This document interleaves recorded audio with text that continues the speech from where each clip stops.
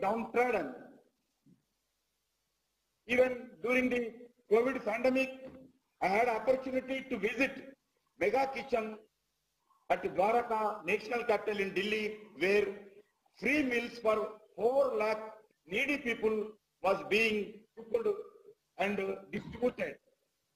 Srila Prabhupada ji is also introduced our spiritual festivals to the world, be it in the form of this Jagannath Rath Yatra, which he brought to the Western world for the first time, 1969. One of his greatest achievements, that he was an exemplary ambassador of India's ancient civilization. This is because of he carried the same tradition values that are now being promoted by the followers through education, culture and welfare. Under dynamic leadership of our Prime Minister, Shri Narendra Modi ji, over past few years, India has witnessed a surge in our soft power initiative of Prime Minister Narendra Modi ji. The world celebrates yoga with us. Today, Ayurveda has become the favored alternative means of wellness.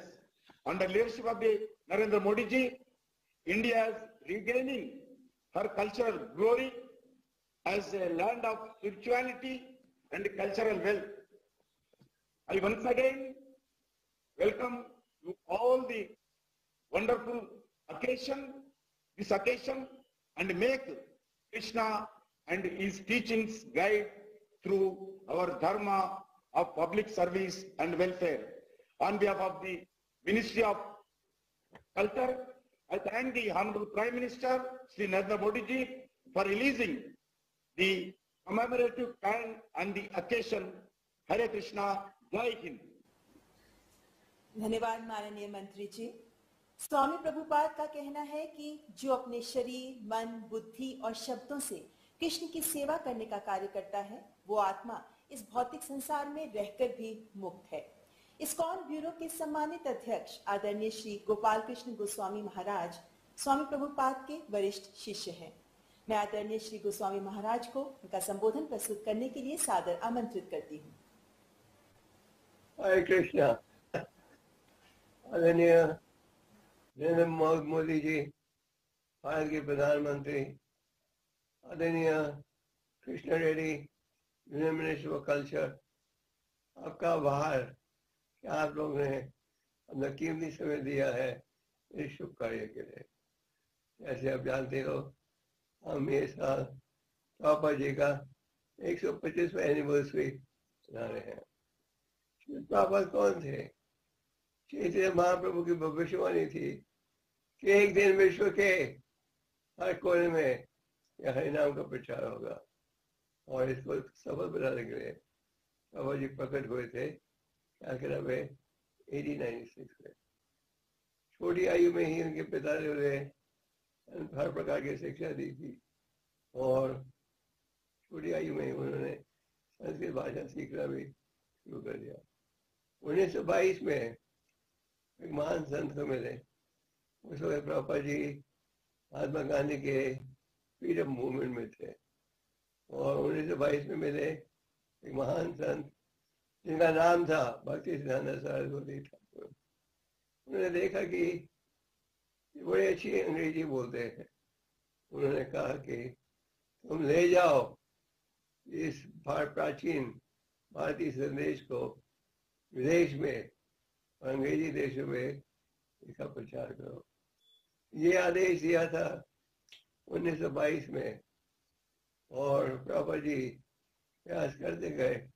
अंत में 1935 में 1965 में विदेश गए केवल 40 रुपए के साथ, और उनके पास एक फ्री टिकट थी कार्गो के जहाज में। प्रयास किया था, लोगों से चंदा लेने के लिए, इतने सफल नहीं हुए। तो कार्गो शिप में गए, और 35 दिन का सफर था। और जब न्यूयॉर्क पहुंचे, उनके मन में यही था कि हमने इस संदेश को प्रचार करना है। बड़े संघर्ष के साथ बाबा जी ने कृष्ण भक्ति का प्रचार किया और बहुत ही संघर्ष के साथ सफलता प्राप्त हुई। उन्होंने पहला इस्कॉन का केंद्र खुला था न्यूयॉर्क में 1945 में। आज विश्व के कोने कोने में आप मेरी संस्कृति का प्रभाव देखते हो। पहली बार इतिहास में भारतीयों ने देखा और प्रॉपर अपने विदेशी शिष्यों के साथ आए थे। उन्होंने देखा विदेशियों को साड़ी पहनते हुए, धोती पहनते हुए, तिलक लगाते हुए। बाबा जी ने थोड़े समय में ही ग्रंथों का अनुवाद किया। उनके गुरु महाराज का आदेश था वैदिक साहित्य का अनुवाद करो और थोड़े समय में ही भागवतम, गीता और ग्रंथों का अनुवाद किया। आज 70 करोड़ से अधिक किताबें वैदिक साहित्य के ऊपर विदेशों में पढ़ी हैं और आज बड़े महाविद्यालय जो हैं वो भी इन ग्रंथों का लाभ उठा रहे हैं। बाबा जी ने लगभग 70 ग्रंथों का अनुवाद किया। इनका अनुवाद आज विश्व की हर प्रसिद्ध भाषा में हो गया। आज आप विश्व के किसी भी महाविद्यालय में जा सकते हैं तो गीता को प्राप्त कर सकते हैं। तो प्रभा जी की इच्छा थी जो वैदिक संस्कृति है पूरे मानव समाज के सुधार के लिए है और केवल हमें भारतीयों को ये नहीं सोचना चाहिए केवल भारतीयों के लिए है। और उन्होंने यथारूप वैदिक संस्कृति का प्रचार किया सारे विश्व में और केंद्र भी खुले। बाबा जी ने फिलॉसफिकल डिस्कशन के द्वारा ये स्थापित किया कि वैदिक साहित्य का उपयोग आज इस आधुनिक युग में भी हो सकता है। तो हम बड़े आभारी हैं प्रधानमंत्री जी के कि उन्होंने अपना कीमती समय दिया है इस योजना को सफल बताने के लिए। बाबा जी की इच्छा थी कि पूरे विश्व सुखी बने, लोगों का चरित्र हो, शांति की प्राप्ति के हम प्रयास करें। ये जब हो सकता है तो हम शास्त्रों की शिक्षा का लाभ उठा और ये जो संदेश है वे मानव समाज में साथ में सामाजिक सेवा विभाग था। बाबा जी ने एक फूड फॉर लाइफ प्रोग्राम शुरू किया था और कहा जाता है कि ये फूड फॉर लाइफ का प्रोग्राम तो हम लगभग विश्व के हर कोने में कर रहे हैं। ये लाखों लोग लाभ उठा रहे हैं और इसके साथ जब सामाजिक सेवा की ऐसे जब कोविड आया था कोविड के कैंप खोले हर जगह समाज की सेवा के लिए। तो भारतीय संस्कृति का लाभ हम सबको उठाना चाहिए। बाबा जी की वही इच्छा थी कि भारतवासी अपनी संस्कृति को नहीं भूले। कई विदेशी पंडित स्कॉलर भारत में आए और उन्होंने वैदिक शास्त्रों का अनुवाद किया, जो असली भाव था वो बदल दिया। बाबा ने ये लिखा है these books are for everyone।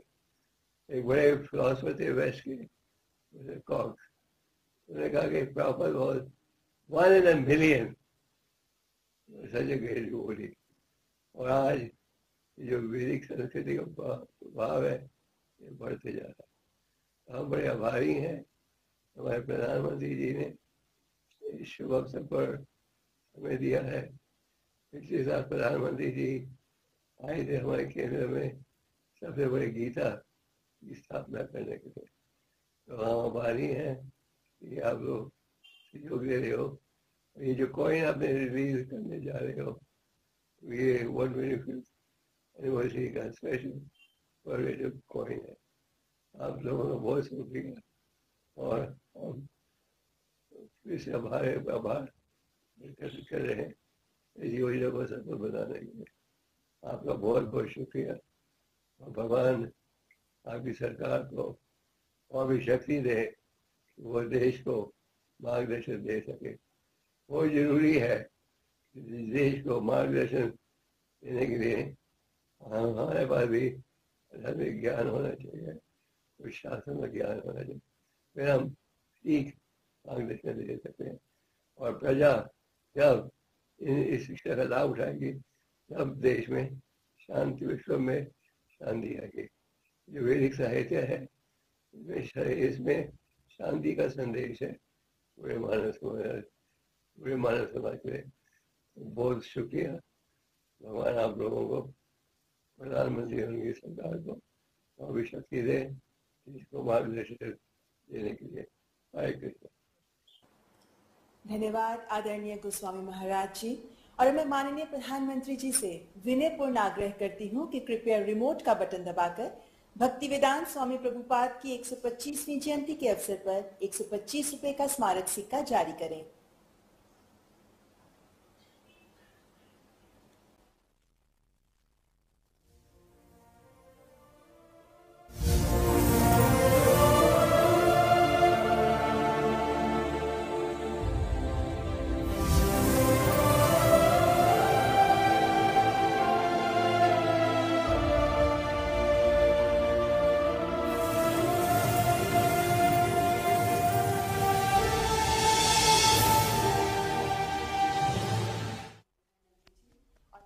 आदरणीय प्रधानमंत्री जी से विनम्रता पूर्वक करबद्ध आग्रह करती हूँ कि कृपया अपने प्रेरणादायक शब्दों द्वारा हमारा मार्गदर्शन करें। हरे कृष्णा। आज के इस पुण्य अवसर पर हमारे साथ जुड़ रहे देश के संस्कृति मंत्री श्रीमान जी किशन रेड्डी जी, इस्कॉन ब्यूरो के प्रेसिडेंट श्री गोपाल कृष्ण गोस्वामी जी और दुनिया के अलग अलग देशों से हमारे साथ जुड़े हुए सभी साथी कृष्ण भक्तगण, परसों श्री कृष्ण जन्माष्टमी थी और आज हम श्रील प्रभुपाद जी की 125वीं जन्म जयंती मना रहे हैं। ये ऐसा है जैसे साधना का सुख और संतोष दोनों एक साथ मिल जाए। इसी भाव को आज पूरी दुनिया में श्रील प्रभुपद स्वामी ने लाखों करोड़ों अनुयायी और लाखों करोड़ों कृष्ण भक्त स्वाभाविक रूप से अनुभव कर रहे हैं। मैं सामने स्क्रीन पर अलग अलग देशों से आप सब साधकों को देख रहा हूं।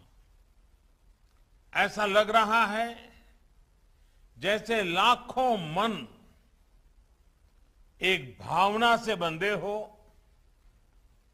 लाखों शरीर एक कॉमन कॉन्शियसनेस से जुड़े हुए हो। ये वो कृष्ण कॉन्शियसनेस है जिसकी अलख प्रभुपाद स्वामी जी ने पूरी दुनिया तक पहुंचाई। साथियों, हम सब जानते हैं कि प्रभुपाद स्वामी एक अलौकिक कृष्ण भक्त तो थे ही, साथ ही वो एक महान भारत भक्त भी थे। उन्होंने देश के स्वतंत्रता संग्राम में संघर्ष किया था। उन्होंने असहयोग आंदोलन के समर्थन में स्कॉटिश कॉलेज से अपना डिप्लोमा तक लेने से मना कर दिया था।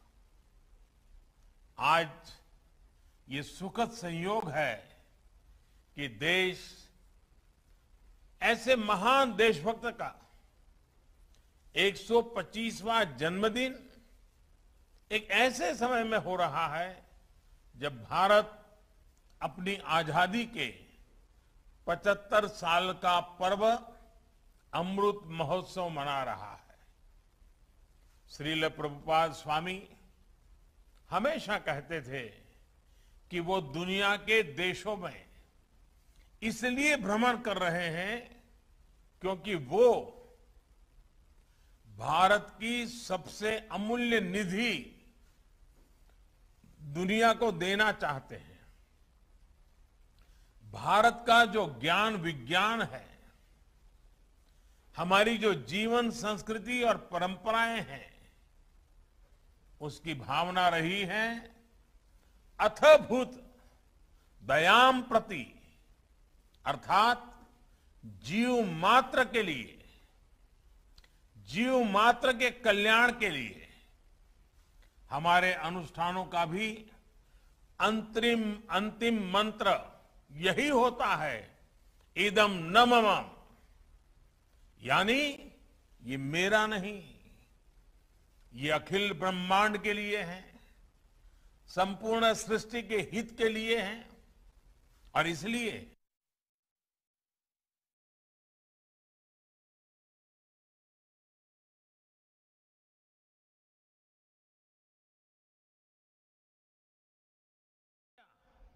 कि वे भारत के चिंतन और दर्शन को दुनिया तक ले जाएं। श्रील प्रभुपाद जी ने अपने गुरु के इस आदेश को अपना मिशन बना दिया और उनकी तपस्या का परिणाम आज दुनिया के कोने कोने में नजर आता है। अमृत महोत्सव में भारत ने भी सबका साथ, सबका विकास और सबका विश्वास के मंत्र के साथ ऐसे ही संकल्पों को अपनी आगे की यात्रा का आधार बनाया है। हमारे इन संकल्पों के केंद्र में, हमारे इन लक्ष्यों के मूल में भी वैश्विक कल्याण की ही भावना है। और आप सभी इसके साक्षी हैं कि इन संकल्पों की पूर्ति के लिए सबका प्रयास कितना आवश्यक है। आप कल्पना कर सकते हैं, अगर प्रभुपाद जी ने अकेले विश्व को इतना कुछ दिया है, तो जब हम सब उनके आशीर्वाद से एक साथ प्रयास करेंगे तो कैसे परिणाम आएंगे। हम जरूर मानवीय चेतना के उस शिखर तक पहुंचेंगे जहां से हम विश्व में और बड़ी भूमिका निभा सके, प्रेम के संदेश को जन जन तक पहुंचा सके। साथियों, मानवता के हित में भारत दुनिया को कितना कुछ दे सकता है, आज इसका एक बहुत बड़ा उदाहरण है विश्व भर में फैला हुआ हमारा योग का ज्ञान, हमारी योग की परंपरा, भारत की जो सस्टेनेबल लाइफस्टाइल है, आयुर्वेद जैसे जो विज्ञान है। हमारा संकल्प है कि इसका लाभ पूरी दुनिया को मिले। आत्मनिर्भरता के बीच इस मंत्र की श्रील प्रभुपाद अक्सर चर्चा करते थे, उसे भारत ने अपना ध्येय बनाया है और उस दिशा में देश आगे बढ़ रहा है। मैं कई बार जब आत्मनिर्भर भारत और मेक इन इंडिया के लक्ष्यों की बात करता हूं, तो मैं अपने अधिकारियों को, बिजनेसमैन को इस्कॉन के हरे कृष्ण मूवमेंट की सफलता का उदाहरण देता हूं।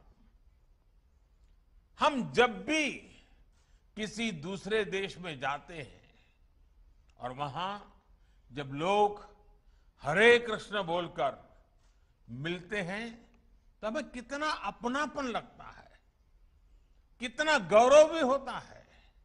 कल्पना करिए, यही अपनापन जब हमें मेक इन इंडिया प्रोडक्ट के लिए मिलेगा तो हमें कैसा लगेगा। इस्कॉन से सीखकर हम इन लक्ष्यों को भी हासिल कर सकते हैं। साथियों, भगवान कृष्ण ने अर्जुन से कहा था, न ही ज्ञानेन सदृशम पवित्रमिहि विद्यते, अर्थात ज्ञान के समान पवित्र कुछ भी नहीं है।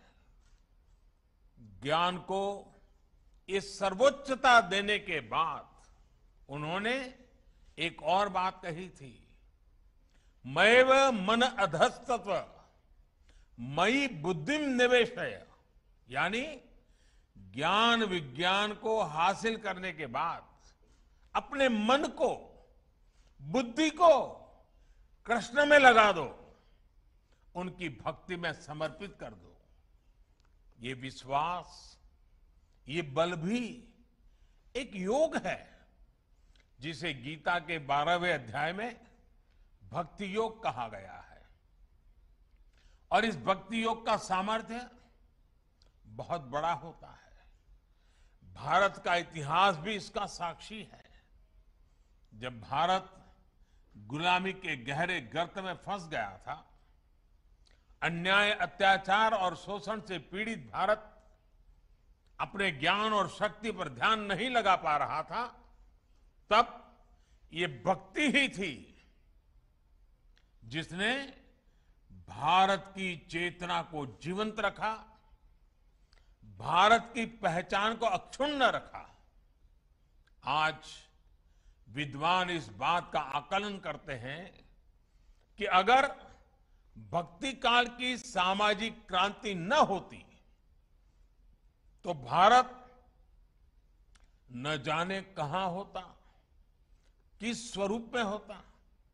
लेकिन उस कठिन समय में चैतन्य महाप्रभु जैसे संतों ने हमारे समाज को भक्ति की भावना से बांधा।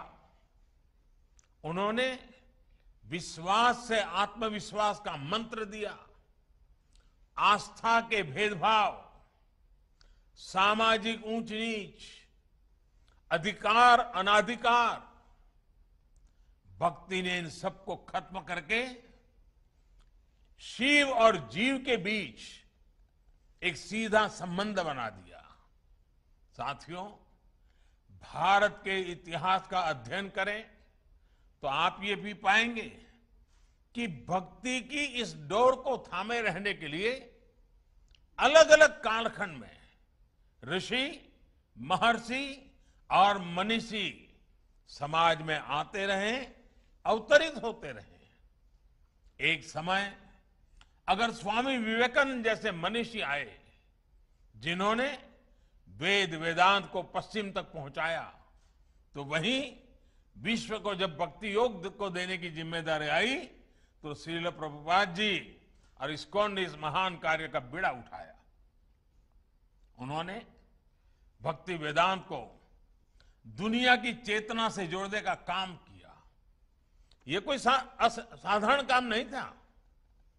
उन्होंने करीब 70 साल की उस उम्र में इस्कॉन जैसा वैश्विक मिशन शुरू किया। जब लोग अपने जीवन का दायरा और सक्रियता कम करने लगते हैं, ये हमारे समाज के लिए और हर व्यक्ति के लिए एक बड़ी प्रेरणा है। कई बार हम देखते हैं लोग कहने लगते हैं कि उम्र हो गई, नहीं तो बहुत कुछ करते, या फिर अभी तो सही उम्र नहीं है ये सब काम करने की। लेकिन प्रभुपाद स्वामी अपने बचपन से लेकर के पूरे जीवन तक अपने संकल्पों के लिए सक्रिय रहे। प्रभुपाद जी समुद्री जहाज से जब अमेरिका गए तो वो लगभग खाली जेब थे। उनके पास केवल गीता और श्रीमद् भागवत की पूंजी थी। रास्ते में उन्हें 2-2 बार हार्ट अटैक आया यात्रा के दरमियान। जब वो न्यूयॉर्क पहुंचे तो उनके पास खाने की व्यवस्था भी नहीं थी, रहने का तो ठिकाना ही नहीं था।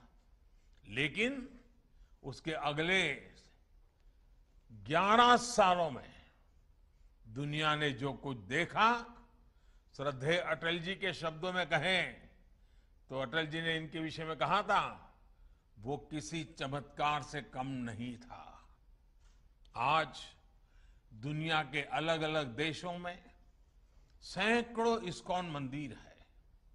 कितने ही गुरुकुल भारतीय संस्कृति को जीवंत बनाए हुए हैं।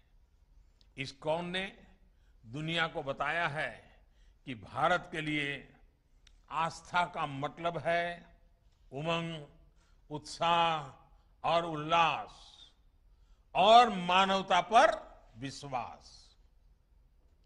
आज अक्सर दुनिया के अलग अलग देशों में लोग भारतीय वेशभूषा में कीर्तन करते दिख जाते हैं। कपड़े सादे होते हो, हाथ में ढोलक, मंजीरा जैसे वाद्य यंत्र होते हैं, हरे कृष्ण का संगीतमय कीर्तन होता है और सब एक आत्मिक शांति में झूम रहे होते हैं।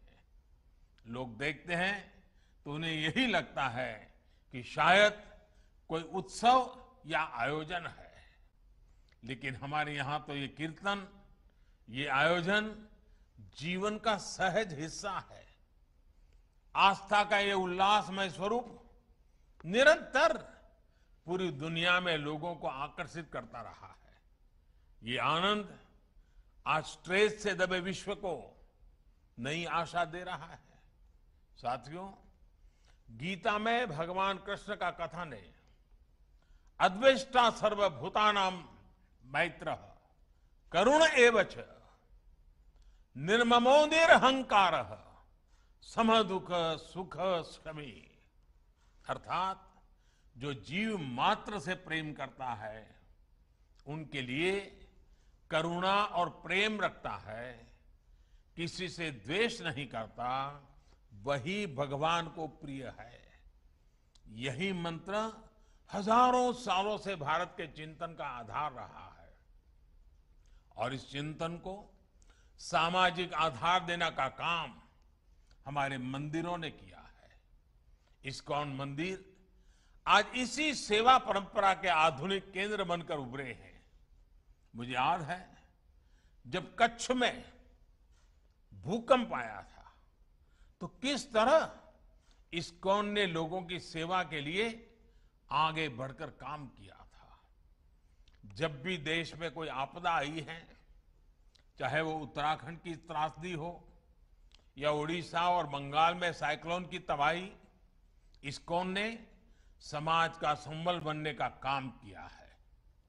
कोरोना महामारी में भी आप करोड़ों मरीजों, उनके परिजनों और प्रवासियों के लिए लगातार भोजन और दूसरी जरूरतों की व्यवस्था करते आ रहे हैं।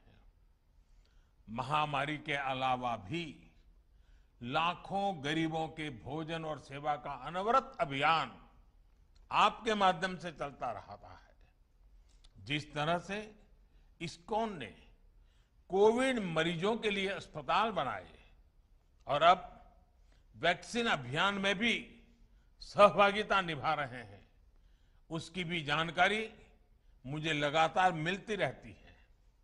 मैं इस्कॉन को, इससे जुड़े सभी भक्तों को आपके इस सेवा यज्ञ के लिए बहुत बहुत शुभकामनाएं देता हूं। साथियों, आज आप सत्य, सेवा और साधना के मंत्र के साथ न केवल कृष्ण सेवा कर रहे हैं, बल्कि पूरी दुनिया में भारतीय आदर्शों और संस्कारों के ब्रांड एम्बेसडर की भी भूमिका निभा रहे हैं। भारत का शाश्वत संस्कार है सर्वे भवन्तु सुखिनः, सर्वे सन्तु निरामया। यही विचार इस्कॉन के जरिए आज आप सभी का, लाखों करोड़ों लोगों का संकल्प बन चुका है।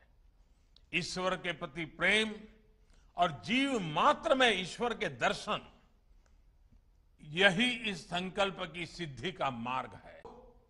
विभूति योग अध्याय में भगवान ने बताया है, हमें विश्वास है कि वासुदेवः सर्वम, वासुदेवः सर्वम का ये मंत्र हम अपने जीवन में भी उतारेंगे और मानव मात्र को भी इस एकता की अनुभूति कराएंगे।